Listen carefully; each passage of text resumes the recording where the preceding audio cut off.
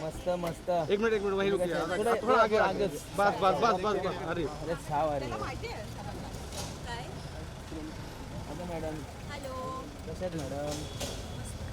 यार इतना नजदीक से. कसे आहात अरे मोबाइल है पीछे. अरे यार बहुत धूप हो गया तो आपने आधा कैसे जाएगा. काम करा? मैडम तो चलो एक एक स्टेप पीछे तो चलो.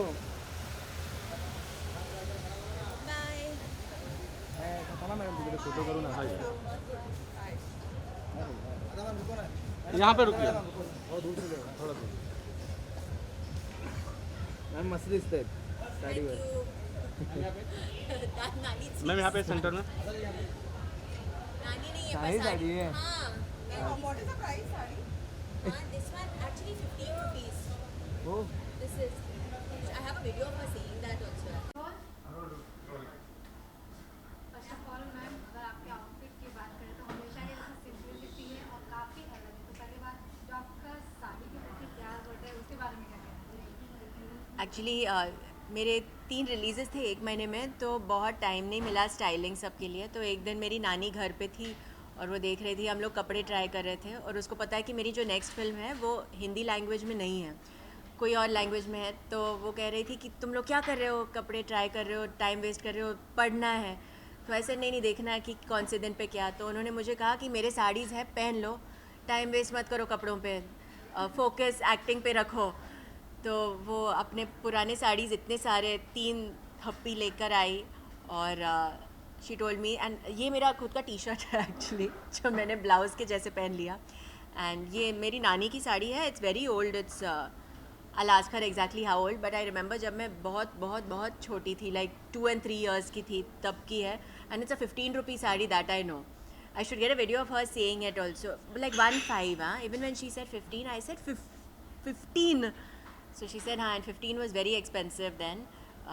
Whenever she got this sari. So yeah, I have lot of her sarees now, and I thought कि मैं पहनती हूँ, आप लोग भी खुश होते हो, and अच्छा भी दिखता है, and it saves me less. It saves me some time. So I enjoy wearing it. अदा आपने बैक टू बैक रिलीज दिया है Kerala story, whether it is Kerala story, Bastar, sunflower season 2. How is your experience? और it's been a long journey, we have experience, और हम आपको south से ही follow कर रहे हैं. आपका लाइफ में जो मतलब चेंजेस है कैरेक्टर के प्रति, क्या कहना चाहेंगे? क्योंकि ऑडियंस आपको हर मूवी में एक नई अदा देखते हैं. जी. How you feel about that? I am really happy कि मुझे ऑडियंस एक्सेप्ट भी करते हैं अलग अलग किरदारों में, बिकॉज वो कभी मुश्किल होता है एक एक्टर के लिए, बिकॉज एन ऑडियंस उनको सिर्फ एक तरीके के रोल में पसंद करते हैं. सो लाइक केरला स्टोरी के बाद बहुत सारे लोगों ने मुझे कहा था, एक्चुअली 1920 के बाद बहुत सारे लोगों ने मुझे कहा था कि नहीं, अभी तुम सिर्फ वैसी ही फिल्म एक करोगी. या केरला स्टोरी के बाद भी पीपल सेड कि नहीं, अभी ये सीरियस वाले रोल्स. एंड फिर sunflower came, and sunflower has lot of comedy and craziness in it. And फिर बस्तर भी आई जो बहुत सीरियस है. एंड केरला स्टोरी थिएट्रिकल के बाद कमांडो भी था जहाँ पे एक्शन है. तो आई think I am really blessed. एक साल भी नहीं हुआ है, 8 महीने हुए हैं जब से केरला स्टोरी थिएटर में रिलीज़ हुई थी. So I think I am very blessed कि इतने सारे डिफरेंट रोल्स मिल रहे हैं. एंड आई होप कि फ्यूचर में भी ऐसे रोल्स मिले जहाँ मैं अलग अलग अदाएँ, जैसे आपने कहा, मैं पेश करूँ. इवन अगर बात करें आपके रोल की, तो जैसे कि आपने बोला द केरला स्टोरी में काफ़ी सेंसिटिव रोल था आपका, फिर आपका एक कॉमेडी वाला है सीजन, मतलब सनफ्लावर में, फिर बस्तर में काफ़ी सिंसियर वाला रोल है आपका, और जब 1920 की बात करें तो उसमें भी काफ़ी यूज होता है. तो आप इसे कैसे बैलेंस करते हैं जब आपको ऐसे अलग अलग प्रकार के रोल्स मिलते हैं? नहीं, अलग रोल के लिए तो मैं तरसती हूँ.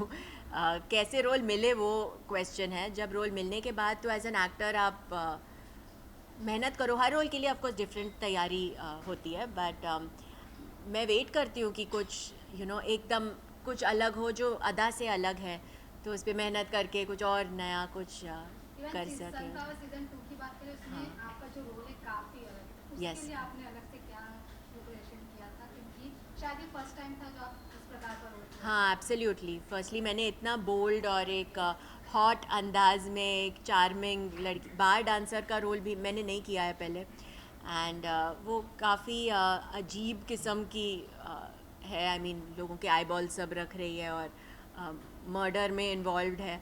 तो पर मुझे बहुत मज़ा आया, मैंने बहुत साइकोपैथ की डॉक्यूमेंट्रीज़ देखी और हाँ I watch, I met a lot of bar dancers real life में भी। मुझे देखना था बिकॉज जैसे हम बैठते हैं, उठते हैं, चलते हैं, अपने बॉडी से हम लोग थोड़े, मैं तो हूँ थोड़ी कॉन्शियस, आई मीन थोड़े से तो हम लोग हैं, हम लोग इतने फ्री नहीं हैं।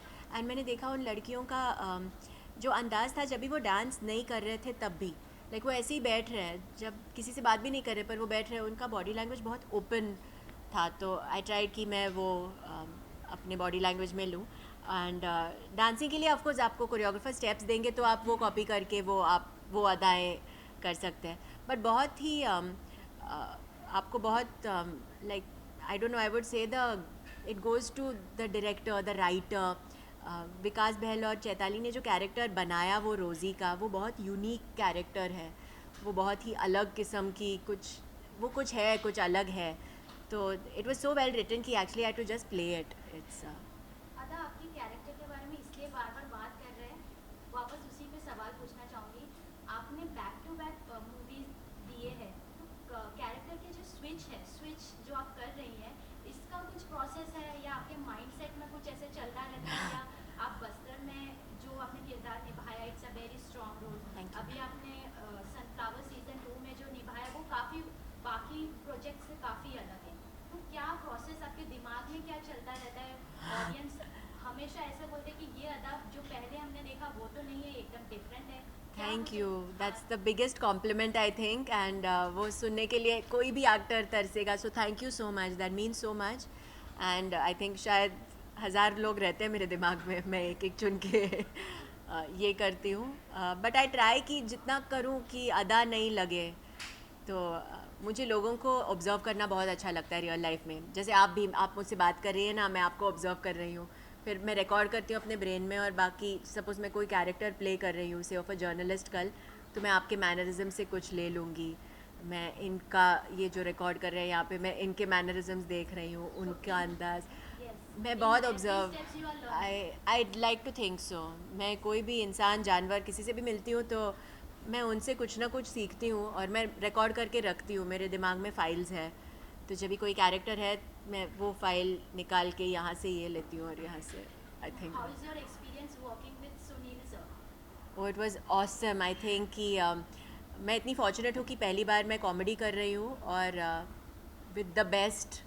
I think his comic timing is so nice. कुछ लोग वर्बल कॉमेडी में अच्छे हैं, कुछ लोग स्लैपस्टिक में अच्छे हैं, कुछ लोग, I think he does everything, all the kinds of comedy.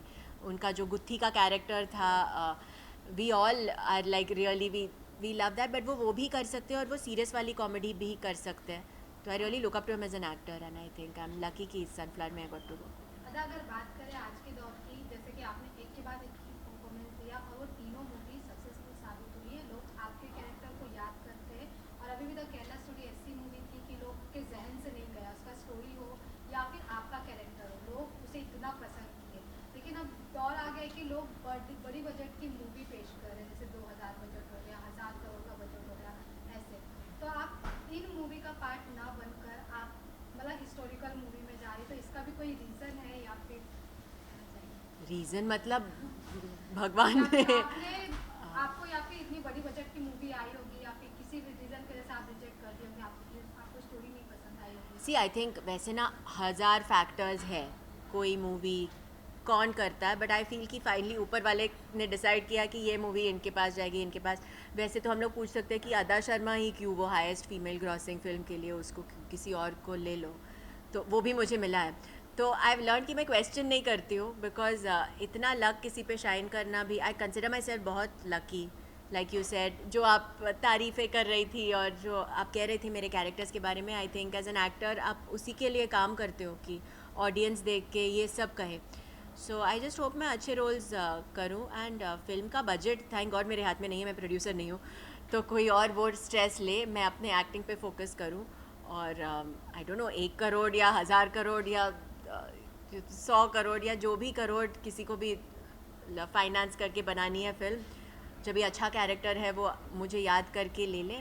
But या केरला स्टोरी जब हम लोग बना रहे थे तो एक बहुत छोटी फिल्म हम लोग बना रहे थे, छोटी I am saying budget wise. It was an intimate film and हमें लगा कि हम फिल्म फेस्टिवल्स में रिलीज़ करेंगे। तो जब ये बनाई तो वैसे बनाई, पर अभी मैंने एक्टिंग किया जैसे मैं कोई आई डोंट नो 1000 करोड़ की फ़िल्म ही कर रही हूँ। तो एक्टिंग चेंज नहीं होती। अगर मैं म्यूज़िक वीडियो कर रही हूँ या मैं एक ऐड कर रही हूँ या मैं 1000 करोड़ की मूवी कर रही हूँ, मैं एक्टिंग सेम रखती हूँ। तो that doesn't really matter for me, वो प्रोड्यूसर्स का लुकआउट है। इवन जो आपकी उसमें एक्टिंग थी, जो मूवी थी, वो 1000 करोड़ बजट से भी काफ़ी अच्छी थी। थैंक यू, वाओ, उससे ज़्यादा मैं क्या बोल सकती हूँ फिर, because then I don't know. आप प्राइस जो आपने कही वो बात तो प्राइसलेस है मेरे लिए। मैंने रिकॉर्ड करके रखा अपने दिमाग में और मैं रोज़ प्ले करूँगी एंड आई से कि वाओ ये क्या लाइन हुई। तो देन या आई don't no, budget is it rupees that you get या ऐसे कॉम्प्लीमेंट्स। मेरे लिए ये कॉम्प्लीमेंट यहाँ है। और तो लास्ट अगर बस्तर की बात करें, क्योंकि सनफ्लावर की बात हो गई, तो केरला स्टोरी भी बस्तर की नहीं है, बस्तर एक रियल स्टोरी पर बेस्ड है। तो आप जब बस्तर आपके पास स्क्रिप्ट आया तो आप भी उसके लिए कुछ मतलब हिस्टोरिकल चीज़ें पढ़े या फिर ऐसा कुछ हुआ? हाँ, आई थिंक कोई भी रोल चाहे वो फिक्शनल हो या रियल लाइफ हो तो रिसर्च डेफिनेटली करना चाहिए। स्पेशली अभी रियल लाइफ हो तो डेफिनेटली आप करो रिसर्च। एंड मैं कैरेक्टर प्ले कर रही हूँ जो मेरे से काफ़ी अलग है, उसका जो बॉडी लैंग्वेज है या कुछ भी है। आई वॉज़ लकी कि वहाँ जो आईजीज़ थे मैं उनसे मिली, जो लड़कियाँ सीआरपीएफ में थी मैं उनसे मिली। तो वैसे रिसर्च किया। मेरे वॉइस मॉड्यूलेशन वर्कशॉप्स भी हम लोग ने किया और सुदीप्तो सर ने कहा कि इतना चिल्लाओ ताकि गला फटे, because I want the voice, सुरीला आवाज़ नहीं चाहिए मुझे।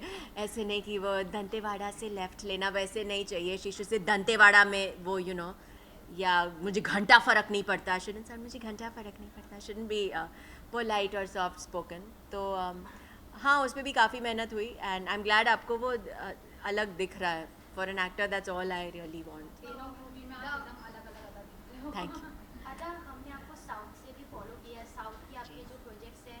मैंने personally heart attack Nitin sir के साथ जो आपने काम किया वो जी। भी काफ़ी, मतलब आपकी जो एक्टिंग है, सिंप्लिसिटी है, वही लोगों को पसंद आती है। Thank you. आपने हिंदी डब देखा या तेलुगु में हिंदी सब? में देखा है, हिंदी में वो देखा मेरी आवाज़ नहीं थी पर बट फिर भी जो एक्टिंग है वो connect- आपको अच्छी लगी, audience thank को you. कनेक्ट कर जाती है। Thank तो you. आपसे ये पूछना चाहूँगी, आपने वहाँ शूटिंग किया है, हिंदी इंडस्ट्री में भी शूट किया है, कुछ डिफरेंस है? मतलब साउथ और हिंदी में कुछ डिफरेंस है? अगर हम शूटिंग एक्सपीरियंस की बात करें, एटमॉस्फेयर की बात करें, overall do you find any difference, और दोनों सेम है? क्योंकि ऑडियंस बोलते हैं ना वहाँ का कुछ अलग है, यहाँ का कुछ नहीं, आई थिंक ऑडियंस सेम है। Like you said, finally connect होना चाहिए। आप कहीं से भी हो, आप दुनिया में कहीं पे भी रहते हो। लाइक केरला स्टोरी रिलीज़ हुई लंदन में एंड ऑल, एंड लोग जो हिंदी बोलते भी नहीं है, मलयालम और हिंदी मूवी है केरला स्टोरी, उनको समझ में और उनकी दिलों को वो मूवी ने छू लिया। तो I don't think language is a thing.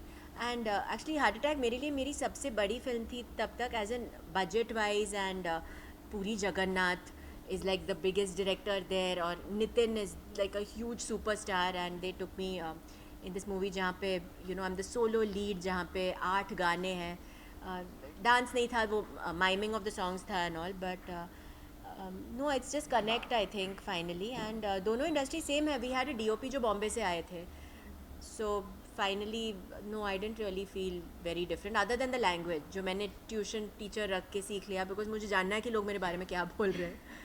तो अगर मुझे भाषा पता नहीं है और मेरे बारे में बात कर रहे हैं, आई डोंट लाइक, तो मैंने टीचर रखा था और मैंने सीख लिया। तब केरला मूवी के बाद आपका ये टर्निंग पॉइंट है करियर में? I would like to think so, yes. I would like to think हर एक मूवी को टर्निंग पॉइंट होना चाहिए आपके करियर में, अलग अलग इसमें। बट केरला स्टोरी ने आई थिंक एक बहुत ही बड़ा प्लेटफॉर्म दिया मुझे। एंड आई मीन, हाँ, जो लोग मुझे शायद जानते नहीं थे पहले, I became a household name after that, because सबने देखी है फिल्म। So maybe that way.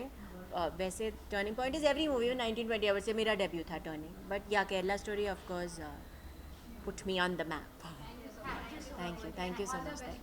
Thank you so much. Thank you.